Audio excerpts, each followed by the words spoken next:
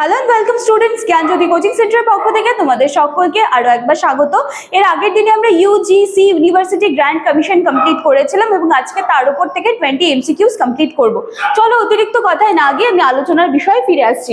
দেখো, ইউজিসি কবে প্রতিষ্ঠিত হয়েছিল? 1956। ঠিক আছে, ইউজিসি সম্পূর্ণরূপে আইনি স্বীকৃতি পায় কোন আইনের মাধ্যমে? ইউনিভার্সিটি গ্র্যান্ড কমিশন অ্যাক্ট এর মাধ্যমে কিন্তু সম্পূর্ণভাবে আইনি স্বীকৃতি পায়। ইউজিসি এর সদর দপ্তর কোথায় অবস্থিত? এটা হবে হচ্ছে নয়াদিল্লিতে। ঠিক আছে, সদর দপ্তর। ইউজিসি এর প্রধান কাজ কি? উচ্চ শিক্ষার মান নিয়ন্ত্রণ করা। ইউজিসি কোন মন্ত্রণালয়ের অধীনে কাজ করে? Ministry of human resource development.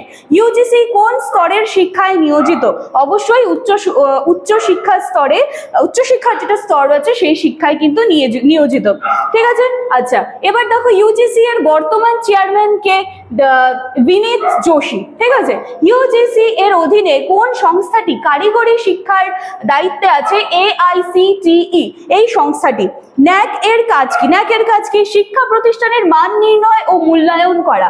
UGC কোন ধরনের প্রতিষ্ঠানকে তহবিল প্রদান করে? কোন ধরনের প্রতিষ্ঠান? অবশ্যই উচ্চশিক্ষা নিয়ে আলোচনা করছে, উচ্চশিক্ষা প্রতিষ্ঠান। ইউজিসি কে পরামর্শ দিয়েছিলেন এমন একটি সংস্থা, ইউজিসি কে পরামর্শ দিয়েছিলেন একটি সংস্থা গঠনের জন্য। কে দিয়েছিলেন? Doctor Radhakrishnan commission. ঠিক আছে, আচ্ছা এরপরে ইউজিসি 12th প্ল্যান কত বছরের জন্য ছিল? 2012 থেকে 2017। দেখে নাও তোমরা একটু, আমি স্লাইড চেঞ্জ করছি। আচ্ছা, ইউজিসি নেট পরীক্ষার মাধ্যমে কি করা হয়?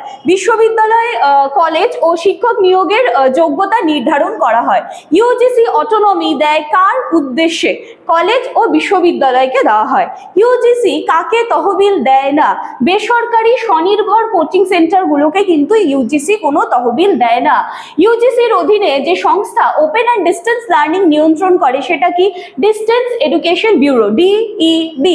ইউজিসি এর অধীনে বিশ্ববিদ্যালয়গুলোর সংখ্যা আনুমানিক কত? 1000 প্লাস আছে। ঠিক আছে, আচ্ছা ইউজিসি এর নতুন উদ্যোগে স্বয়ং কিসের জন্য?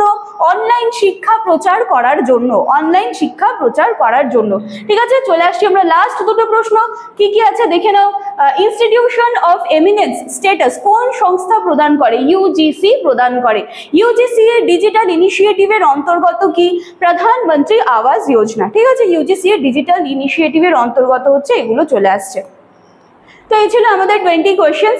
ঠিক আছে, তোমরা এখানে দুটো কন্ট্যাক্ট নাম্বার দেখতে পাচ্ছ, যে কোনো একটি নাম্বারে কল করে তোমরা কিন্তু সরাসরি আমাদের সাথে যোগাযোগ করে নিতে পারো।